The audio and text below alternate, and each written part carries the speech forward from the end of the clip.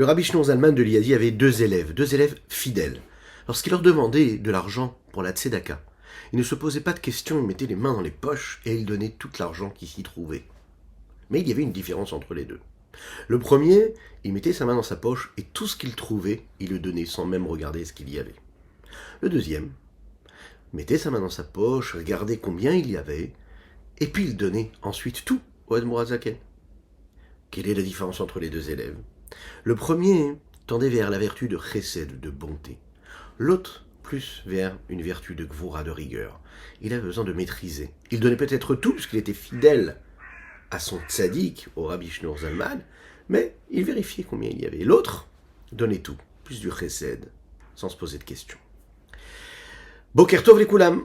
Bonjour à toutes et à tous, infiniment heureux de vous retrouver en cette magnifique matinée que Dieu nous offre sur la terre. J'espère que vous allez bien, que vous avez passé un bon Shabbat. On va développer aujourd'hui notre 4e chapitre du Sha'ar HaYichud Ve'Haemuna. Et puis nous allons parler, dans ce chapitre-là, justement de la différence qu'il y a entre Chesed et Gvura, la rigueur et la bonté, à travers les noms d'Akadosh Baruch Hu, puisqu'on sait que ce sont des vertus qui proviennent du nom de Dieu, qui sont révélées, dévoilées, exprimées par le nom d'Hachem, Yud Ke Vav Ke pour le Chesed, la bonté, et puis Elohim pour le côté de la rigueur. Et ceci, juste après ces quelques notes de Nigun, comme à notre habitude. Tzama tzama tzama tzama lecha nafeshi kama kama kama kama kama lecha vesari.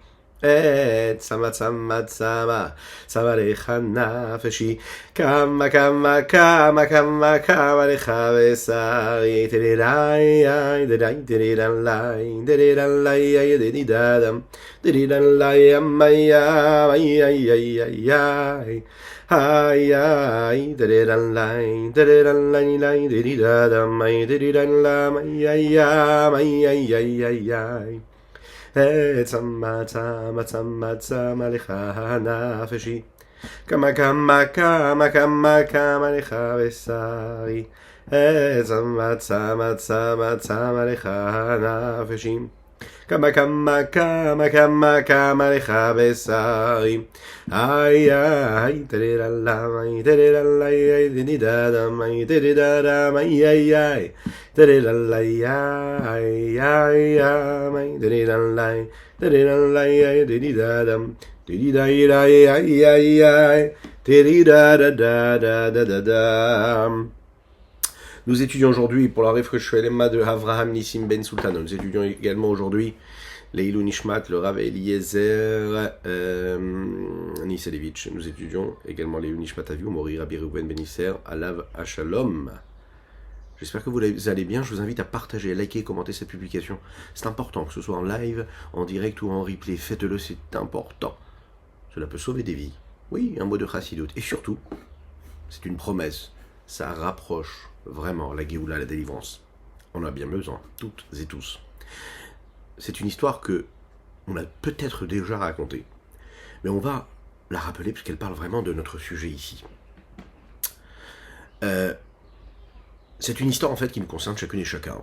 Et on est tous un petit peu dans cette situation, ça nous arrive parfois de l'être. Et parfois un petit peu plus, parfois un petit peu moins. Parfois à un moment de notre existence, on est au carrefour de notre vie, de nos décisions, et on se pose des questions. Ça peut se passer aussi dans notre quotidien, à un moment de la journée, dans une situation ou une autre. On peut étudier quelque chose, on peut même accepter ce que nous avons étudié, ce que nous avons entendu, ce que nous avons écouté, ce que nous avons compris et assimilé intellectuellement, et pourtant on voit que dans la réalité, c'est totalement l'inverse de ce qui a été écrit dans les livres. Il y a ce qui est écrit dans les livres, et il y a la réalité. Et ce qui se passe, c'est que ça crée un conflit. C'est ce qu'on peut rencontrer lorsque, dans un couple, il y a une personne qui est impliquée dans la Torah un petit peu plus que l'autre, par exemple, pour le moment. Lorsque, dans l'éducation des enfants, les enfants viennent avec des questions, des doutes, des remises en question. Et ça concerne tout le monde. Ça concerne une personne qui est très éloignée de la Torah, comme une personne qui est déjà investie. Ça peut être des questions qui se posent, un rejet, un enfant qui naît dans une famille religieuse, pratiquante, depuis toujours, et puis qui à un moment va avoir un rejet, va avoir des questions, va avoir une rébellion comme ça. Et on est confronté à cela en tant que parent, et de se poser et de savoir répondre à ces questions-là, à ces rejets, à ces révoltes. Voilà qu'il est écrit quelque chose dans le livre, et que dans la réalité, ça se passe pas du tout comme ça. Pourquoi est-ce qu'on me demande de vivre de cette façon-là, alors que la réalité, le monde ne vit pas du tout de la même manière? Ça nous concerne chacune et chacun aussi. Nous aussi, dans notre vie. On appelle ça danser dans deux mariages en même temps. Oui? C'est-à-dire être dans un monde et être aussi dans l'autre monde. Être dans un monde de spiritualité, de sainteté, de pureté, mais en même temps, vouloir profiter de ce monde-là aussi. Sans être extrême. On le voit bien que dans la Torah, on nous demande d'être sincère. Nous parlions d'éducation juste avant. La meilleure façon de transmettre quelque chose à nos enfants, la meilleure façon de véhiculer une vérité, c'est justement être dans la vérité. C'est-à-dire d'être à 100% dans ce que nous faisons, dans ce que nous étudions, de ce que nous reflétons. De ne pas être dans deux mondes différents. Ah ben oui, c'est l'histoire de la vie, c'est très compliqué. Et bien sûr qu'on est confronté à ce dilemme-là dans la vie de tous les jours. Être tiraillé par le monde qui nous entoure, par ses nécessités, ses aspirations, ses désirs, ce qu'il nous offre. Et puis, les principes que nous étudions, les principes que nous portons, les valeurs qu'on nous a inculquées par nos maîtres, nos parents, des valeurs auxquelles on croit, hein, qui font partie de notre être, qui font partie de notre chair. Et pourtant, dans le quotidien, il va falloir trouver une solution pour ménager un petit peu tout cela. Et on va essayer de s'arranger entre le monde, ce monde-ci et ce monde-là. Mais c'est très compliqué. Et c'est très compliqué, mais il ne faut surtout pas penser qu'on peut le faire. On ne peut pas être là et là. Et justement, quand on est conscient qu'on ne peut pas être là et là, on s'évite énormément de problèmes, surtout quand on est dans une transmission, lorsque l'on veut transmettre quelque chose à un enfant, lorsqu'on est dans l'éducation. C'est une histoire qui représente vraiment les deux côtés de ce conflit-là dans lequel nous vivons. Deux personnes qui se rencontrent dans la petite pièce attenante au bureau du Rabbi Marash, le Rabbi Shmuel. Le Rabbi Shmuel, c'était le papa, le père du Rabbi Shalom Dovber, le fondateur des Yeshivot Tomchet Mimim, qui était lui le père du Rabbi Yosef Yitzhak, le Rabbi précédent, qui était lui le beau-père du Rabbi actuel, Rabbi Menachem Mendel. D'un côté se trouvait le Rav Avram Lando Alav Shalom, un grand Rav, un chassid, qui était le Rav d'une ville qui s'appelait Jambim. Et de l'autre côté, nous avions un apikoros, que nous appelons un apikoros, c'est-à-dire un impie, quelqu'un qui avait rejeté la Torah. Et les deux étaient là, et on pouvait voir déjà dans leur attitude, dans leur posture, dans la façon avec laquelle ils étaient habillés, que chacun véhiculait et reflétait du monde duquel il venait. Le chassid était habillé comme un chassid, et cet homme-là, cet impie-là, il est habillé comme le monde qu'il représentait. Il est habillé avec des habits modernes, les habits que portaient les gens dans la rue. Et voilà que ce rave-là était intrigué. Mais qu'est-ce que tu fais là? Il dit, regarde, moi je suis un chassid, je suis un rave, je suis dans ce monde-là. Alors oui, j'attends le rabbi pour lui parler, pour lui poser une question. De manière naturelle, je vais rencontrer le tzaddik, mais toi, qu'est-ce que tu fais là? A priori, tu ne fais pas partie de ce monde. Cet homme-là, il dit, dans ma recherche et dans mon questionnement, je suis venu poser une question au rabbi Mara. J'ai une question à lui poser. Excusez-moi, Mechila.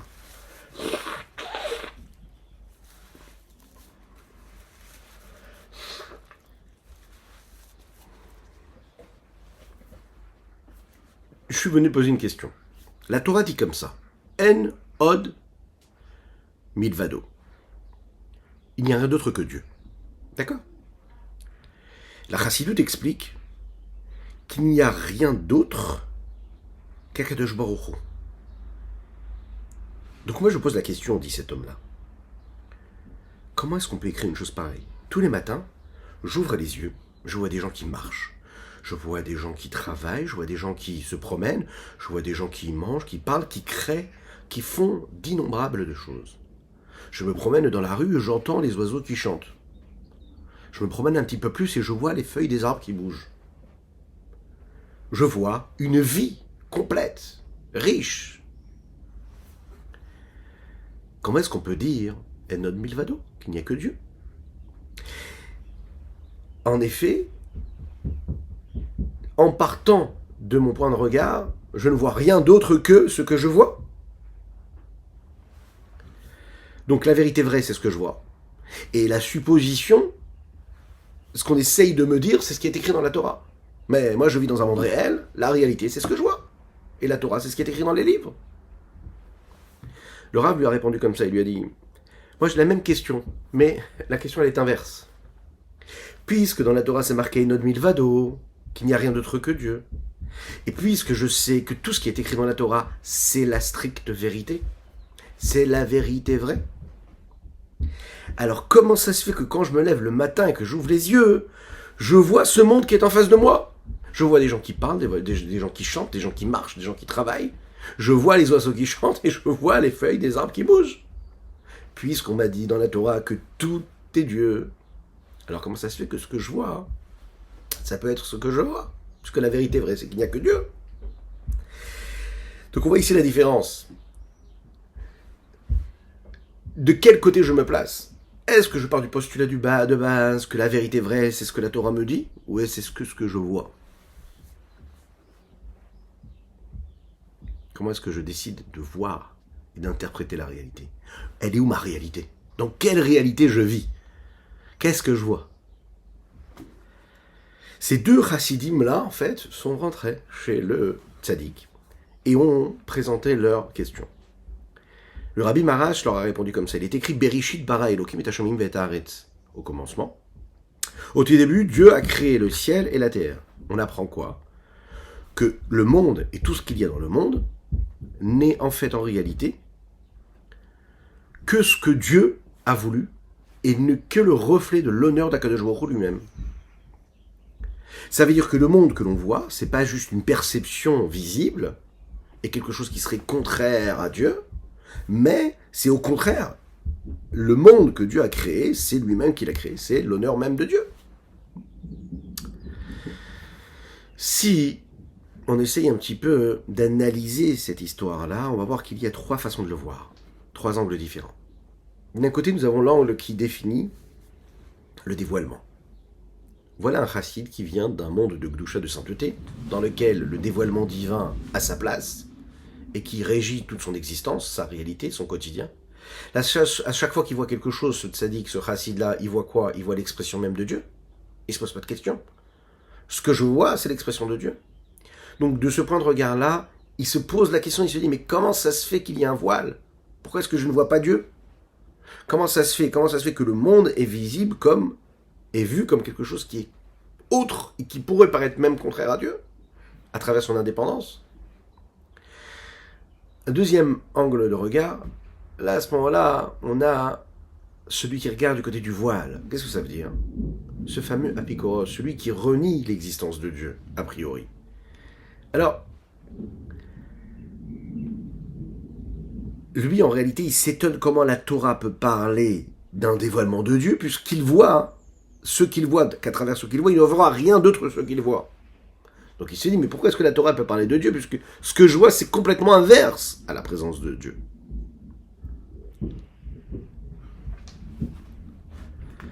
En fait, Dieu a voilé complètement sa présence du monde, et donc il y a un monde qui est là, qui est présent. Et donc il s'étonne comment ça se fait que la Torah peut parler de Einod Milvado, d'un dévoilement de Dieu. Vient la troisième façon de voir les choses ici de cette histoire et de l'interpréter. Celle du Rabbi Marash, Rabbi Shmuel. Il vient nous enseigner que le monde, en fait, c'est une vraie réalité. Faut pas se mentir. Oui, on vit dans un monde réel. Ce que tu vois quand tu te lèves le matin, c'est vraiment ce que tu vois. C'est pas un mirage. Mais tout ce que tu vois provient de ce qui est écrit dans la Torah. Ça veut dire que tu as vu le ciel et la terre. Mais pourquoi est-ce que tu le vois? Parce qu'il y a marqué Bereshit bara Elokim et Hashemim ve'et haaretz, au commencement Dieu a créé le ciel et la terre.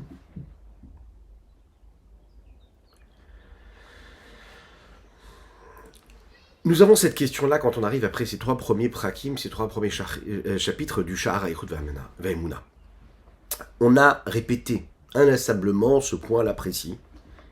Et on a essayé de se poser la question et d'expliquer comment est-ce que le monde peut exister, et comment le monde n'existe pas de par ses forces personnelles, mais il existe à travers la parole de Dieu, la parole créatrice de Dieu, qui lui permet d'être là à chaque instant du monde. On a bien compris, et on a conclu en disant que le monde, c'est quoi? C'est du néant. Le monde n'est juste que ce que Dieu est à travers ce qu'il est, et non milvado. Je vois un monde, il est, mais il n'est que parce qu'il y a l'infini du sang béni soit-il en lui. Donc même en étant, il est du néant face à l'étant réel, le Yesh qui est Dieu. Lechaim, lechaim.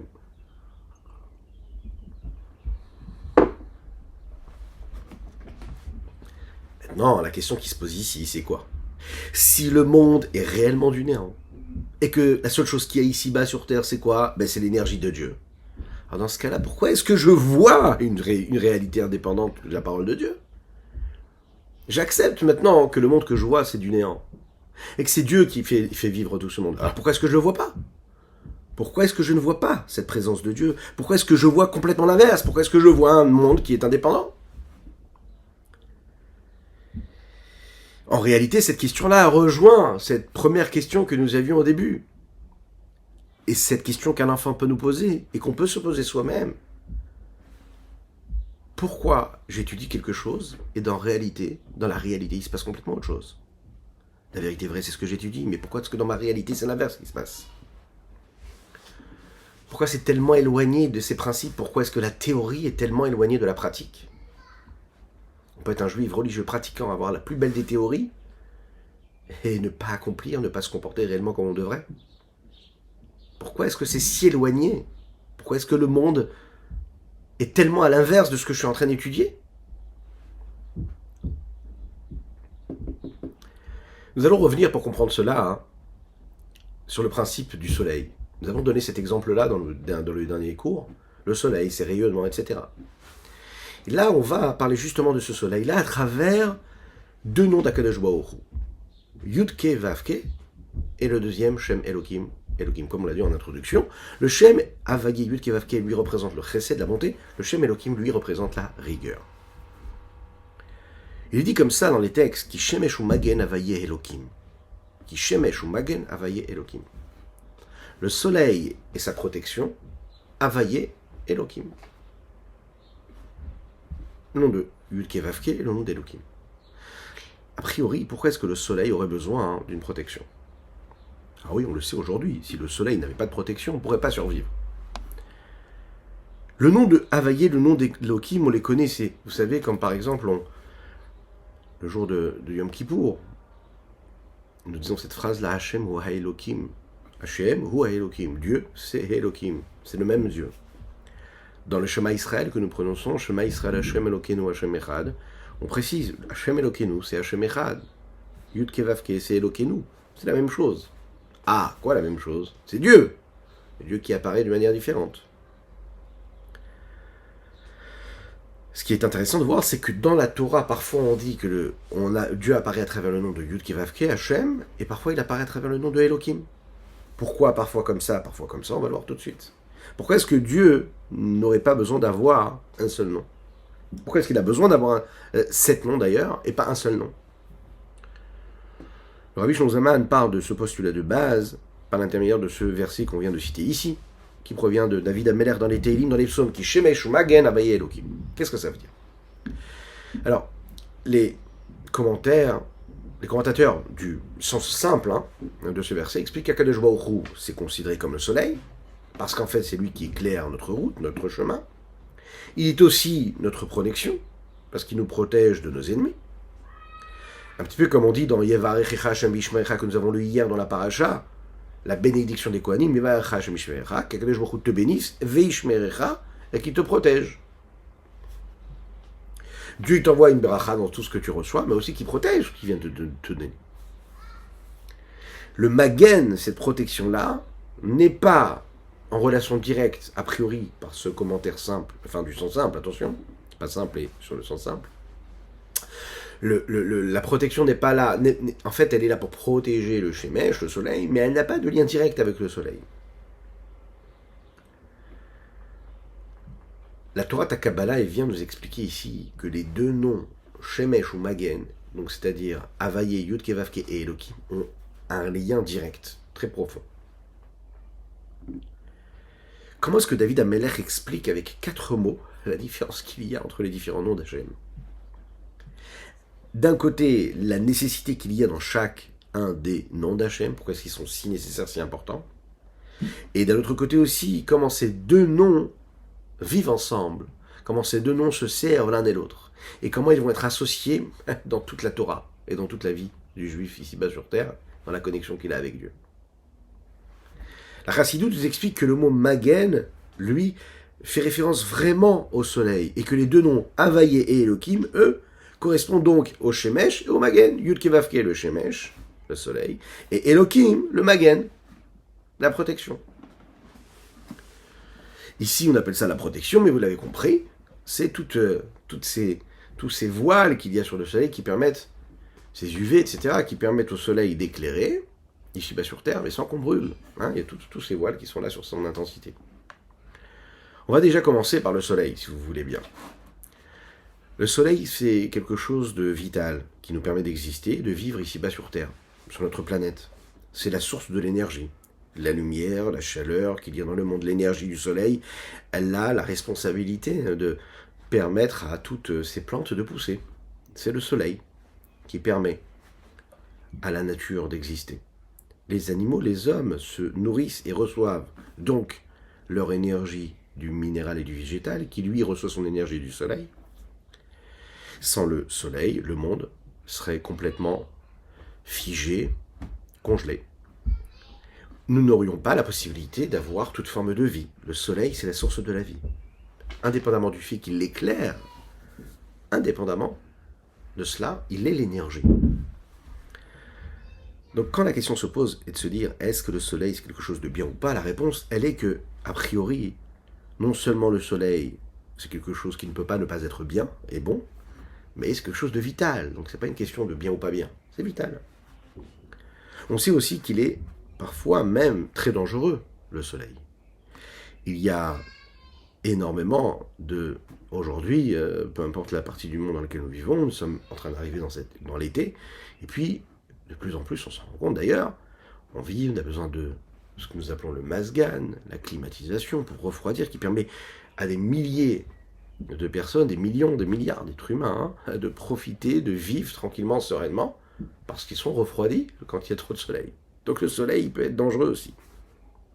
Lorsque le soleil est là et éclaire avec toute sa puissance, lorsque l'on reste trop souvent au soleil, on peut se faire du mal, que Dieu nous en préserve.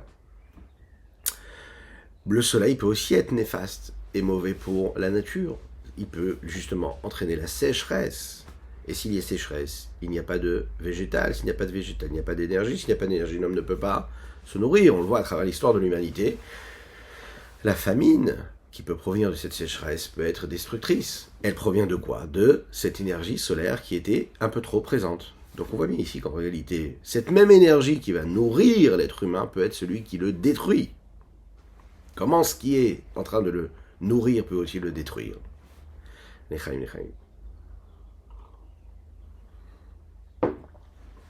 Eh bien la réponse, elle dépend véritablement du rapport qu'il y a entre le soleil et le monde tel qu'il est. Excusez-moi encore une fois.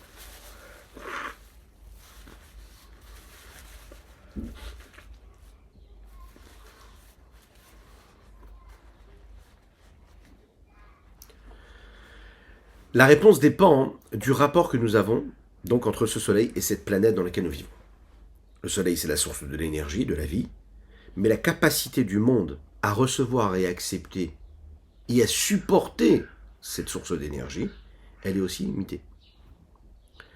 Le soleil, il est productif, il est utile, quand le monde qui est en train de le recevoir est en mesure de le recevoir. Dès l'instant où le monde ne peut pas le recevoir, alors le soleil ne servira à rien du tout. Pire que cela, il va le détruire. Les Chachamim disent comme ça. Le soleil lui-même, il est d'une puissance tellement forte que si vraiment il n'y avait pas ces voiles, et ces membranes qui sont là pour faire en sorte que sa lumière s'adapte à nos limites, le monde n'existerait pas, il serait brûlé complètement. C'est la raison pour laquelle Kishemesh ou Magen, le David Amelach nous le rappelle ici, le Shemesh a besoin de ce Magen, a besoin de cette protection. Ce que nous appelons le Nartek à Shemesh. C'est une couche comme ça qui va permettre de permettre à cette énergie de s'adapter. Vous vous rappelez de l'histoire d'Abraham Avinu, cet être-là, le premier à avoir découvert Dieu ici-bas sur terre, qui après avoir accompli la Brit Mila, il est assez fatigué, mais on sait qu'Abraham Avinu, il accueillait énormément de personnes, c'était sa vertu, il accueillait les gens, il les invitait chez lui à la maison, il leur servait à manger, il leur servait à boire, il les recevait, et de cette façon-là, il répandait la présence de Dieu ici-bas sur terre. On raconte comme ça, quand juste après sa Brit Mila, Kadosh Baruch Hu, il a fait sortir le soleil de sa protection, de sa membrane, afin qu'il puisse être très puissant, Kechom Hayom, comme la chaleur du jour, il est dit comme ça dans le texte. C'est la raison pour laquelle les êtres humains ne pouvaient pas se promener dans la rue. Et donc, de cette façon-là, Avraham Avinu avait la possibilité de se reposer de cette Brit Mila qu'il venait de faire et qu'il avait affaibli. Le Magen, il est là, en réalité, pour protéger l'homme du soleil. C'est-à-dire que le soleil, lui, en fait, il est intense, il est très très fort. Et il ne change pas le soleil. Ce qui change, c'est nous. C'est cette protection-là qui permet à l'homme de le supporter. Havayé et Elohim. Nous l'avons dit dans le chapitre précédent, le monde est dépendant d'une force. Cette force-là, c'est l'énergie divine. Et de la même manière que la lumière du soleil dépend du soleil lui-même, et la même chose, le nom d'Havayé existe, et le nom d'Elohim est là pour permettre au nom d'Havayé, de Yud Kevavke, de créer, d'être présent. Sans le nom de Elohim, nous ne pourrions supporter la puissance du nom de Havayé Yud Kevavke. Pourquoi ? Parce que Dieu se dévoilerait avec toute sa puissance, toute sa grandeur. Donc en fait, s'il se dévoilerait avec toute sa puissance et toute sa grandeur, nous ne pourrions nous supporter être face à cette grandeur et nous disparaîtrions tout de suite face à l'immensité. Mais comme Dieu veut créer un monde dans lequel les êtres humains ont une part, ont un mérite, ont quelque chose à apporter, alors qu'est-ce qu'il fait ? Il existe, mais il faut qu'il y ait ce Shem Elohim, ce nom d'Elohim qui va adapter, qui va voiler cette présence, cette intensité-là de lumière, qui provient du nom de Havayé Yud Kevavke, afin que nous puissions être. Dieu veut que l'homme ait le libre arbitre. Donc il met le Shem Elohim, le nom d'Elohim. Il veut qu'il ait la possibilité de faire ou de ne pas faire. Olam, le monde, Milachon et Elem, le monde est là pour voiler. Donc on a cette sensation, cette supposition-là d'être, mais en réalité, cette supposition-là, cette capacité d'indépendance-là, le fait qu'on ait la possibilité de choisir, alors ça nous permet de penser, d'imaginer que nous sommes quelque chose, indépendant même de Dieu a priori. Et tout en étant dans cet état-là, on vient nous dire, tu sais, rappelle-toi, qu'il n'y a que Dieu, Enod Milvado. Le nom de Elohim, il n'est pas là pour aller à l'inverse du nom de Havayé. C'est pas pour dire non, il n'y a plus de Dieu, Chas v'Shalom. C'est de dire Dieu, il est là avec son intensité, comme la protection du soleil, qui n'est pas là pour dire non, il n'y a pas de soleil, pour aller à l'inverse du soleil. C'est pas de l'obscurité, c'est voiler, c'est permettre l'adaptation. Le Shem Elohim, il est là pour aider le nom de Havayé, Yud Kevavke, à être là, afin que le monde puisse le recevoir et le supporter. Périk Dalet, 4e chapitre. Qui inactive, il est dit comme ça, qui shemesh magen Hashem Elohim, Havayé Elohim.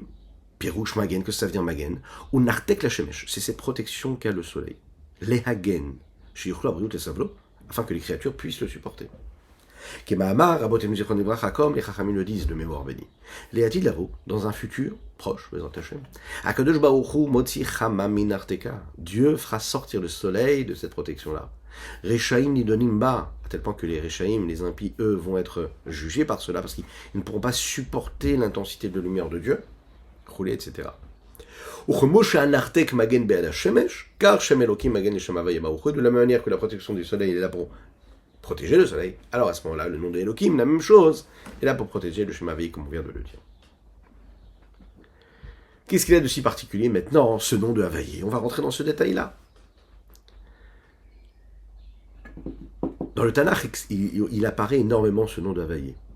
Mais dans le Tanakh, dans la Bible, il y a, on en parlait tout à l'heure, les 7 noms de Dieu qui apparaissent de manière différente et à des moments précis ou particuliers à travers l'histoire. Nos sages disent et expliquent que chaque nom est en correspondance avec une action, avec une mission, car un de ces noms-là est dans ce qu'il représente. Le nom qui est assez particulier et qui, on va dire, se sépare de tous les autres, c'est ce que nous appelons le Shem Hamephorash. Ce sont 4 lettres du nom d'Hachem.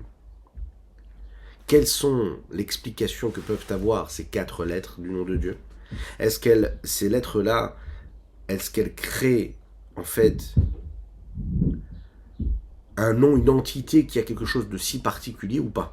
Le Rambam Maïmonide explique dans son livre Le Moreh Nevuchim que la particularité qu'il y a dans tous les noms,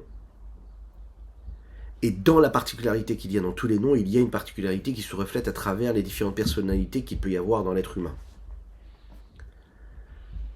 Il explique comme ça, il dit dans le nom de Elohim, il y a dans ce nom-là quelque chose de très particulier qui représente par exemple la nécessité qu'il y ait des juges sur les hommes qui puissent juger, décider ce qui va se passer ou pas. Elohim, Milachon, Eile Haaretz. Mais chez les hommes, il n'y a pas le nom de Havayé, par exemple, de Dieu. On ne peut pas apercevoir, et percevoir même, le pendant humain de ce nom-là de Dieu qui est le Shem Havayé Yud-Kei Vav-Kei. Pas quelque chose qu'on peut comprendre et saisir. Parce qu'on parle de quelque chose d'unique, qui reflète que ce que Dieu est et qui n'a pas du tout de pendant humain. Dans le Shulchan Aruch, on le dit parfois, et bizarrement, puisque a priori on ne pourrait pas le saisir, on ne devrait avoir aucun contact avec lui, mais le Shulchan Aruch nous dit que quand on dit le nom de Yud-Kei Vav-Kei, on peut avoir une kavana, et on doit penser à quelque chose. Qui là, ces choses-là auxquelles on va penser, vont avoir quand même un reflet dans notre vie. Il nous dit quand on dit le nom de Havayé, Yud-Kei Vav-Kei, cela représente Aya Ove Veillé. Il y a des communautés qui ont des sidorim dans lesquelles vous avez par exemple les kavanot qui correspondent à chaque nom de Dieu. Et en bas de ce nom-là, vous verrez écrit comme ça, Aya Ove Veillé. Le Shem Havayé, le nom d'Havayé, représente l'intemporalité de Akadosh Baruch Hu, à savoir qu'il était, qu'il est et qu'il sera. Dans le temps, Dieu qui s'inscrit dans le temps, dans l'infini du temps. Le nom de Elohim, comment est-ce qu'on l'explique? Il est fort, tel que c'est décrit ici dans le Shulchan Aruch. Il a la puissance, il a la possibilité, et c'est lui qui maîtrise les forces de tous. Takif, Ba'ala Yicholet, Ba'ala Kochot Kulam. Bien sûr, nous parlons ici d'une allusion qui est faite et qui est mise en allusion dans les 4 lettres de ce nom de Dieu. Mais pas dans son sens réel et du sens que peuvent avoir chaque lettre.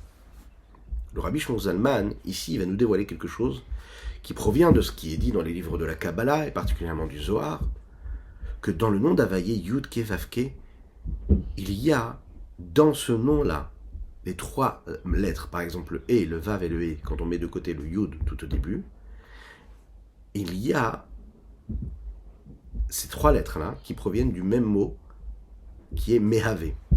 Mehavé, ça veut dire celui qui crée. Donc, Akadosh Baruch Hu crée l'existence, et à travers le nom de Yud-Kei Vav-Kei, je vois cela reflète ce pan-là de la personnalité entre guillemets de Dieu, qui se révèle en tant que créateur, et donc à travers le nom de Yud-Kei Vav-Kei, je vois donc Dieu tel qu'il est en tant que créateur de l'existence du monde et de toutes les créatures. Alors qu'est-ce qu'on fait avec le Yud alors, ce petit Yud? Le Yud, en fait, c'est très intéressant parce qu'il a une capacité à refléter quelque chose dans le temps. Qu'est-ce que ça veut dire? Quand on parle du Yud, on peut en parler pour parler du passé. On peut le prendre pour interpréter grammaticalement parlant. Hein. Cela peut parler du temps présent, cela peut parler aussi du temps futur. On sait que le passé, lui, il est déjà passé. Donc, il n'est plus là. Le présent, c'est maintenant. Et puis, le futur n'existera que dans le futur. Donc, il n'est pas encore. Comment est-ce qu'on est capable de définir quelque chose qui est maintenant, qui existe en maintenant, mais dans un présent continuel, dans un présent permanent? Est-ce que cela peut exister? Quelque chose qui est là de manière fixe, qui est là maintenant, mais qui était aussi et qui sera aussi. Quelque chose d'intemporel. Est-ce que ça peut exister? Comment est-ce qu'on est capable de le définir de manière grammaticale? Un élément éternel qui, a priori, n'est pas descriptible et n'est pas définissable comme étant quelque chose qui a vécu dans le passé ou qui n'a pas encore vécu et qui va vivre dans le futur. Comment est-ce que l'on peut définir cet objet-là qui serait quelque chose d'intemporel, d'infini et d'éternel? Rashi le dit dans le livre de Iov, il parle de cela. Il dit dans la définition que nous pouvons faire de ce présent qui est permanent et constant, on peut aussi l'écrire au passé comme au futur.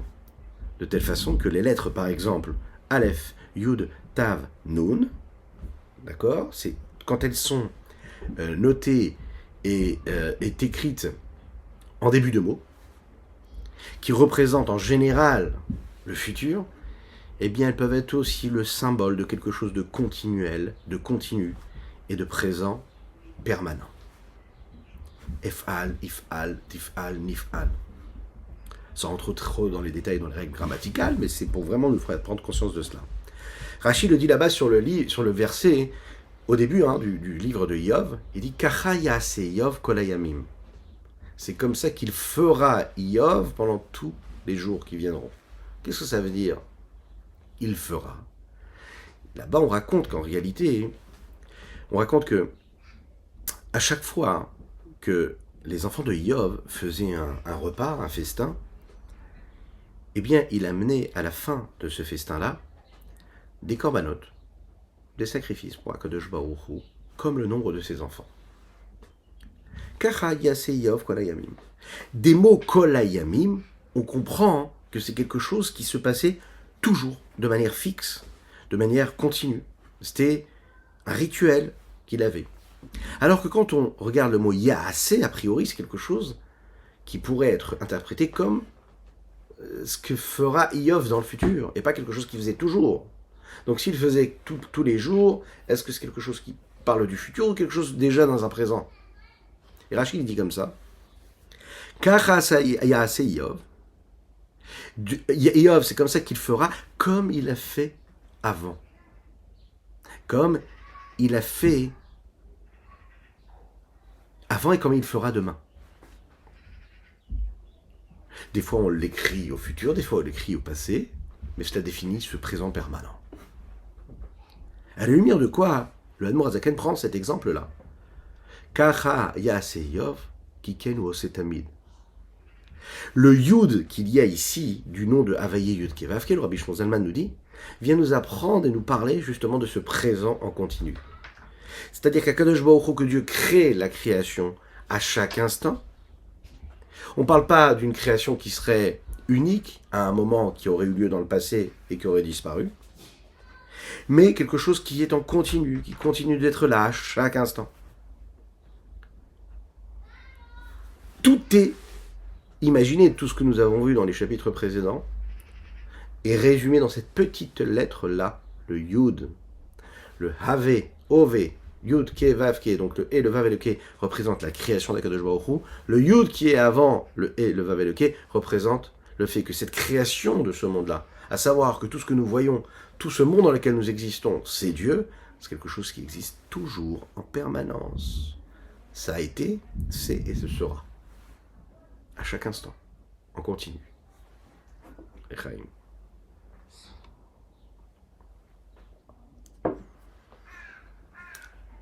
Et le Rabbi Shlomo Zalman va nous le dire à travers ce que nous disons dans la Tefila. Vous savez, quel est le but maintenant du nom de Havaye, du Yud, du nom de Havaye, et quel est le but de ce nom de Yud Kevavke? Comment ça s'exprime à travers les différentes sphirotes, les différentes énergies par lesquelles Akadosh Baruch Hu crée le monde. Dans la Hamida que nous prononçons tous les jours après avoir fait le schéma Israël, on définit Dieu de différentes façons. Et on le décrit à travers sa grandeur, son honneur, sa puissance, sa force, sa bonté, sa grâce.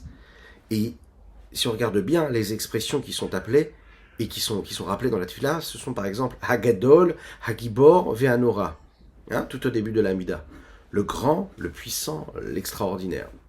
Ok. C'est une expression qui est prise des paroles de Moshe Rabbeinu lui-même dans le Chumash Devarim, dans la Parashat Ekev. C'est Dieu qui parle, c'est Moshe Rabbeinu qui parle de Dieu de cette façon-là. Les Chachamim ont dit que nous n'avons pas la possibilité de donner à Dieu toute forme de descriptif, de description, d'appellation différente de ce qu'elles sont notées dans la Torah. Parce qu'en fait, à chaque fois qu'on le décrit, on est en train de l'amoindrir. Parce que par définition, quand on définit quelque chose, quand on le nomme, quand on lui donne une fonction, par définition, donner une fonction à quelque chose, c'est la limiter. Pardon. C'est la raison pour laquelle on utilise ce que Moshe Rabbeinu a utilisé, on ne va pas utiliser autre chose. Moshe Rabbeinu a dit à Gadol, Hagibor, Ve'anora. Nos sages ont mis ça dans la Hamida, à Gadol, Hagibor, Ve'anora. Qu'est-ce que ça veut dire Gadol, que ça veut dire Gibor, que ça veut dire Nora? Très intéressant. La Kabbalah nous l'explique et nous dit voilà, Gadol, ça représente la vertu de bonté, le chesed. Gibor, la puissance, Gvura, la puissance. C'est la façon de laquelle on voit dans la Tefila de Vaïvarer David, par exemple, un peu avant le schéma Israël, Vaïvarer David, là-bas apparaissent les 7 séphirotes. Les Cha Hashem, Hagedula, Ve'agivura, Ve'atiferet, Ve'anetzach, Ve'aod, Kichol Bashamaim U'Va'aretz. Nous avons eu la Gdula, qui est quoi? Midat HaChesed, le Chesed. Nous avons eu la Gvura, Tiferet, Netzach, Od, et Kol Bashamaim U'Va'aretz. Tout est dans le ciel et la terre, c'est là représenté par la Yesod, la sphère de Yesod. Mais dans la dernière, c'est quoi? Lecha Hashem Mamlacha. C'est à toi la royauté. Et vous l'avez compris, c'est la dernière séphira, celle qui est en bas, qui accepte tout, qui reçoit tout, qui représente toutes celles qui sont juste au-dessus. C'est la séphira de Malchut, Lecha Hashem Mamlacha. Les Mekoubalim premiers, kabbalistes premiers, appelaient la vertu de Chesed Gdula. Quel rapport y a-t-il entre la grandeur et la bonté? Alors, il y a quelqu'un qui peut être grand, et il y en a un autre qui peut être puissant. La grandeur et la puissance, ça n'est pas du tout pareil. Très intéressant de voir que dans la puissance, la force du Gibor, c'est aussi la notion de Gvura, de rigueur, et aussi la force que nous pouvons avoir de restriction, Gvura. Être grand, c'est ce qui veut dire en fait de s'élargir, d'être partout, de s'agrandir, d'aller dans tous les sens. Être fort, c'est inversement, de garder sa force, de garder sa puissance à l'intérieur. Au lieu d'investir dans l'élargissement, dans la grandeur, j'investis plus sur la concentration de mon énergie, la puissance, la force. Ça, c'est le Gibor. Le lien qui est entre la Gédoula et la vertu de Chesed est donc là. Puisque le Chesed, c'est aussi, comme nous l'avions dit dans cette petite histoire, qui parlait du premier chassid qui, quand il mettait sa main dans sa poche, sortait tout ce qu'il avait et qu'il donnait, il ne se posait pas de questions sur ce qu'il y avait. Il y a dans cela quoi? Du Chesed. Je ne me pose pas de questions, je donne tout. La Gvura, c'est celle qui puisse regarder ce qui se passe, analyser, limiter, cadrer, de la rigueur. Puisque le chesed, lui, c'est justement une situation où l'homme, en fait, s'élargit, se répand et passe d'un endroit naturel à un endroit qui correspond à son prochain, à quelqu'un d'autre, eh bien, quand on parle d'Akadosh Baruch Hu et qu'on dit la Gdoula, la grandeur, on a envie vraiment de parler de Dieu tel qu'il apparaît à travers cette grandeur-là, à savoir le chesed, la bonté divine. Cette bonté divine qui, elle, a la responsabilité et le mérite que nous avons, nous, de recevoir l'influence que Dieu nous donne, et tout ce qu'il donne au monde entier d'ailleurs. Nous parlons déjà, pour commencer, de l'existence du monde. Nous parlons de cet acte-là de création, la créature, qui vient du fait qu'Akadosh Baruch Hu donne tout ce qu'il donne à ce monde-là. le fait qu'il donne et qu'il répande sa lumière infinie qui permet l'existence du monde à chaque instant. Cette influence-là, ce don, ce partage, est en lien direct avec la vertu de chesed, de bonté. Également du fait que le monde existe par bonté gratuite. On ne fait rien a priori pour recevoir. C'est la raison pour laquelle le premier mot que nous disons quand on se lève le matin, c'est Modéani. Hein? Je te remercie, Dieu. Je suis reconnaissant. Mais la différence, c'est que dans la traduction, on dit je te remercie. C'est pas je te remercie. C'est reconnaissant, je suis. Modéani. Le je ne vient qu'après la reconnaissance. Le je, le moi, mon égocentrisme, mon égoïsme, mon narcissisme, ce que je suis moi, hein. Bon, je vais parler du côté négatif, mais même du côté positif. Le je, il n'est là que parce qu'il y a eu juste avant le modé. C'est-à-dire la reconnaissance que tout ce que je suis, ce n'est que ce que Dieu me permet que je sois. C'est parce que Dieu m'a donné la vie que je me lève le matin, Baruch Hashem, en bonne santé, pour chacune et chacun. Je remercie Dieu tout de suite. Parce que tout ce que je suis, c'est ce que Dieu a décidé de me donner. Mais il me l'a donné de manière gratuite. Modéani lefanecha. Reconnaissant, je suis.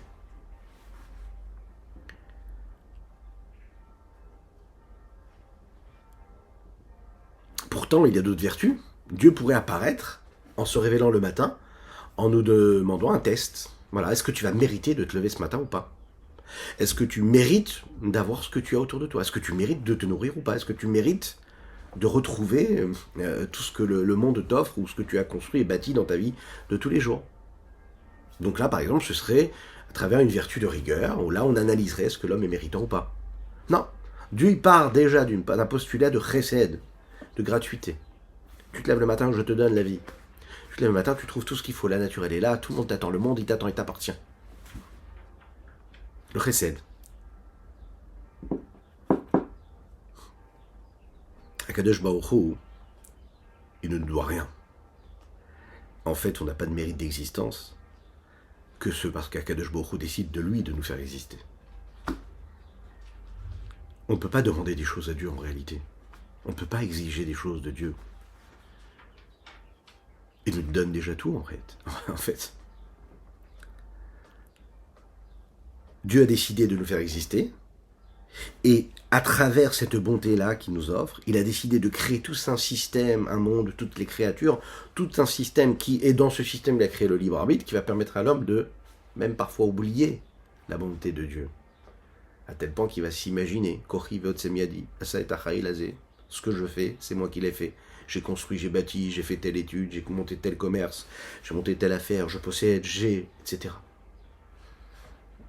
Et on l'a vu à travers l'histoire. Tout cela est éphémère.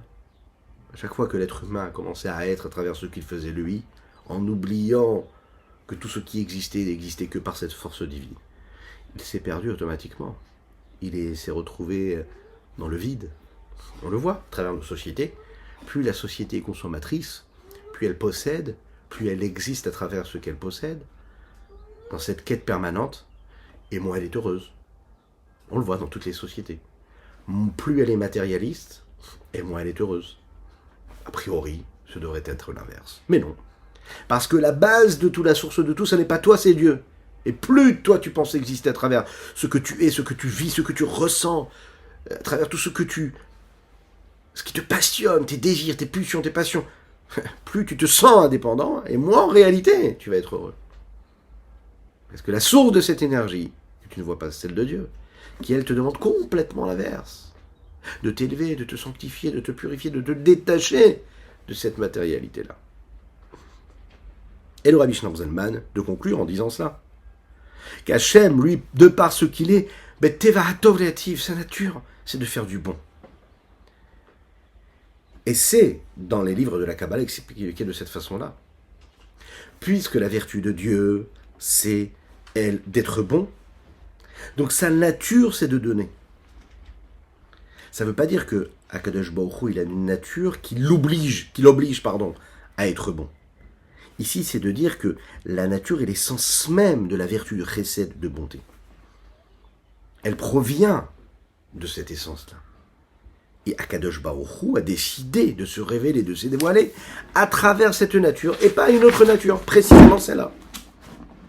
Ce qui va nous amener à conclure, Be'ezrat Hashem, à travers les mots du Tanya, ce que nous venons de dire ici oralement. Des Shem, Havayi Perusho Shem Havayi Takol Ma'in Leyesh, le nom d'Havayi Yud Kevavke, l'explication c'est quoi? C'est de dire qu'Akadosh Baruch Hu il crée tout du néant à l'existant. Ve'ayud est le petit Yud qu'il y a au début de nom. Beshem Eshet, lui, nous sert de quoi? À la Peoula Shibel Shonove Vetamid, c'est une action qui vient dans un langage de présent et de constance et de permanence. Qu'il fait Rash Rachiel Pasuk Kachaya c'est Yov Kolayamim, comme Rashi l'explique dans le verset que nous avons cité de Yov. Ve'ayinu. Cette vitalité qui, elle, est donnée à chaque instant dans toutes les créatures, qui vient de quoi? Qui vient de la bouche d'Akadosh Baruch Hu, de ce souffle de Dieu. Mais et qu'il est créé du néant à l'existant à chaque instant. Il ne suffit pas. Il ne leur suffit pas de ce qu'ils ont reçu comme énergie quand ils ont été créés pendant les 6 jours de la création. Les Yod Kayamim basés afin de pouvoir continuer à être. Comme nous l'avons expliqué avant. On voit dans la Tefila, nous le disons, quand on fait les louanges de Dieu, Agadol, Agibor, etc. On fait rouger Agadol. Qu'est-ce que c'est Gadol? Imidata Chesed. C'est la vertu de Chesed.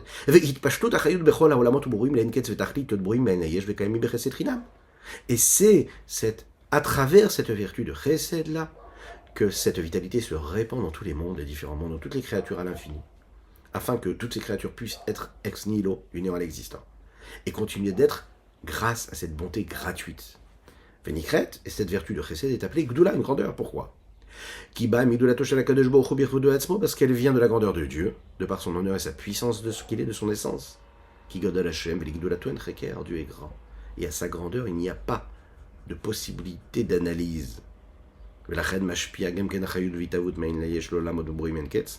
C'est la raison pour laquelle cette vitalité-là se donne, influence et se répand. Elle crée ex nihilo tous les différents mondes, toutes les créatures à l'infini. Pourquoi? Chez Tevato Relative. Parce que par nature, la nature de celui qui est bon lui-même dans ce qu'il est lui, c'est d'être bon avec les autres. Lorsque tu es quelqu'un de bon en toi et que tu as ce que tu as toi en toi, en bon, de bon, celui qui est bon, il est bon avec les autres. Voilà ce qu'on pouvait dire sur notre dernier du jour. Essentiel, que je vous invite à partager, à liker, commenter. Abonnez-vous aux différentes chaînes, en podcast, Spotify, Apple, podcast, Google, etc. Faites-le, c'est important. Et puis je vous dis à très très bientôt, que Dieu vous bénisse et qu'il vous protège. Shavuot Tov ou Mazal Tov. Eliyahu Hanavi, Zachor l'air.